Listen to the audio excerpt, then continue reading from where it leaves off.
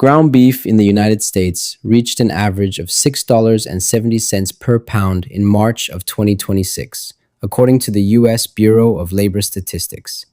Lean ground beef crossed $8 a pound in January.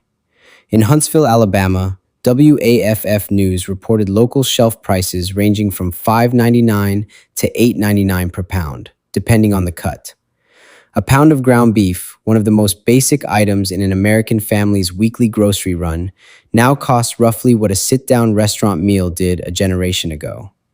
The price level is not a temporary spike. On January 30th, 2026, the U.S. Department of Agriculture released its annual cattle inventory report. The report counted 86.2 million head of cattle on American farms as of January 1st, 2026, the smallest U.S. cattle herd since 1951. The breeding portion of that herd, the beef cows responsible for next year's supply, stands at 27.6 million head, the lowest level since the early 1960s. The 2025 calf crop, the animals that would normally grow into this year's beef production, totaled 32.9 million head. That figure is the smallest calf crop recorded in the United States since 1941, a number that predates the end of World War II. For a middle-class household, those inventory numbers translate into measurable cost pressure. Beef and veal prices in February 2026 ran 14.4% higher than a year earlier, according to USDA's Economic Research Service. The agency's food price outlook predicts beef prices will rise another 10.1% over the course of 2026, with a forecast interval reaching as high as 18.3%. A family paying close to $7 a pound today could be paying closer to $8 by year's end, and the cattle needed to bring that price back down do not yet exist in the national herd. Ground beef is among the most affordable beef cuts in the American diet. It serves as the main protein in weeknight dinners, school lunches, and summer cookouts. When the lowest cost cut of beef climbs faster than household wages, the middle of the grocery cart contracts.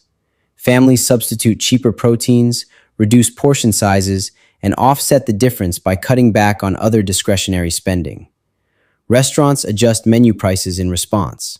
The pressure spreads outward from the cattle industry into the broader food economy, because decisions made in Nebraska feedlots and on North Dakota pastures eventually reach store shelves in every state. Industry economists have spent years warning ranchers, processors, and regulators that the American cattle herd was shrinking in a way that would eventually reach consumers directly. Dr. Darrell Peel, livestock marketing specialist at Oklahoma State University Extension, has been among the clearest voices. Commenting on the January 2026 USDA report, Peel stated, "I would say the story continues. I mean, it really doesn't change the pattern that we've been in for the last 3 years now." Later that same month, in an interview with RFD News, Peel said, "We don't have enough replacement heifers to grow in 2026. At the Central Oklahoma Beef Conference in February 2026, Peel told producers, "We will not grow the beef cow herd in 2026, and we won't grow it much, if any, in 2027.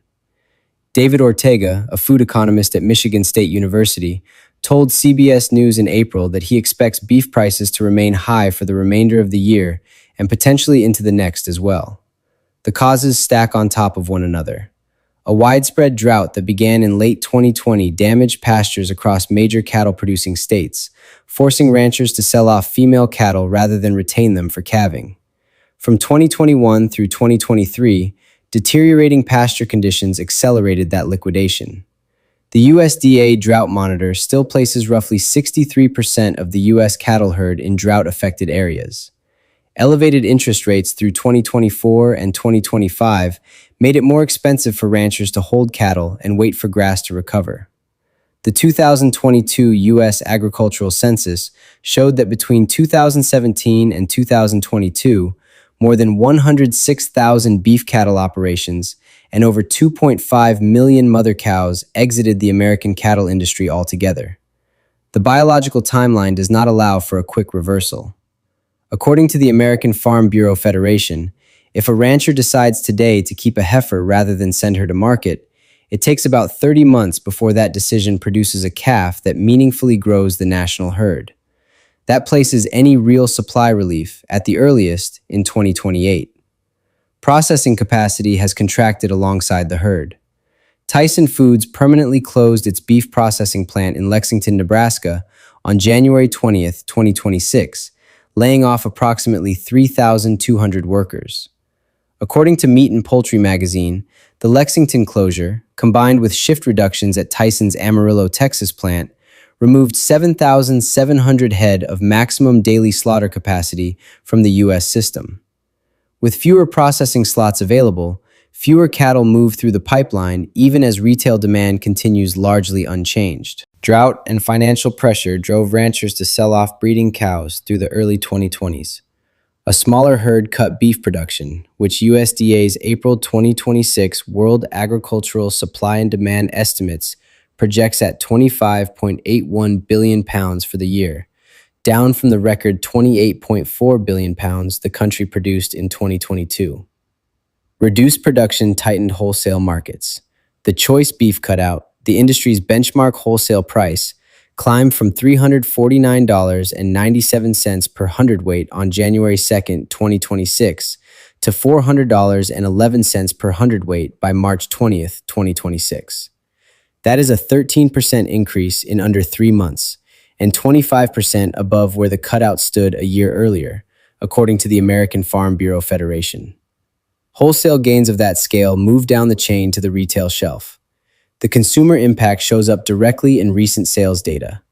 Nielsen IQ data shared with CBS News in late March 2026 showed that U.S. beef unit sales are down only about 4% year over year, while dollar sales are up 8%. Americans are buying slightly less beef and spending meaningfully more to get it. That shift represents a transfer of income from family budgets into the same grocery cart that cost less to fill a year ago.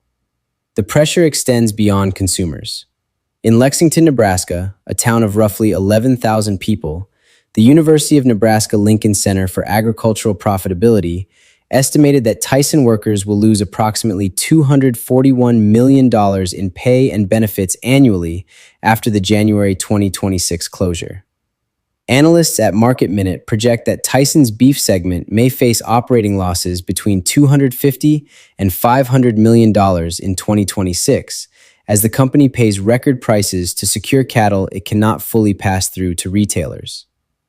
Robert Fleming of Fleming Grain and Cattle in Troy, Texas, told KCEN-TV in March 2026, "The American consumer thinks the ranchers are getting rich, and that's not the case," describing rising costs for truck insurance, electricity, water, and equipment that have climbed alongside cattle prices. As of mid-April 2026, retail ground beef sits near $7 a pound, a record. The wholesale market softened slightly from its mid-March peak, but remains historically elevated. The U.S. cattle herd continues to contract. The replacement heifers needed to rebuild national supply have not yet been retained in sufficient numbers. USDA, Oklahoma State, Michigan State, Mississippi State, and the American Farm Bureau Federation reached the same conclusion. Meaningful price relief is not expected before 2028.